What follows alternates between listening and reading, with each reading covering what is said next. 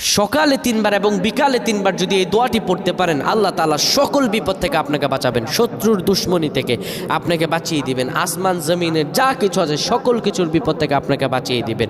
অনেকে আমরা সুস্থ মানুষ ঘর থেকে বের হই, রাস্তাঘাটে বিভিন্ন দুর্ঘটনার মধ্যে আমরা পড়ে যাই, আমাদের বিপদ আপদ আষ্টে পিষ্টে ধরে। আপনার কেউ কোনো ক্ষতি করতে পারবে না যদি আপনি এই দোয়াটি সকালে 3 বার এবং সন্ধ্যায় 3 বার পড়তে পারেন। আল্লাহর কসম করে বলছি, এটি আমার কথা নয়, নবীজি সাল্লাল্লাহু আলাইহি ওয়াসাল্লাম বলছেন, আমি নিজে প্রমাণ পেয়েছি, হাজারো আলেমরা আমলটি করে থাকেন।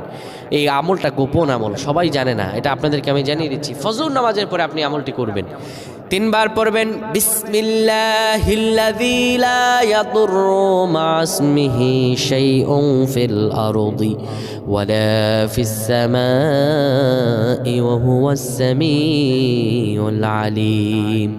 এই দোয়াটি 3 বার ফজরের পরে 3 বার, মাগরিবের পরে 3 বার পড়বেন। আমার আল্লাহ তাআলা সকল বিপদ থেকে আপনাকে বাঁচিয়ে দিবে।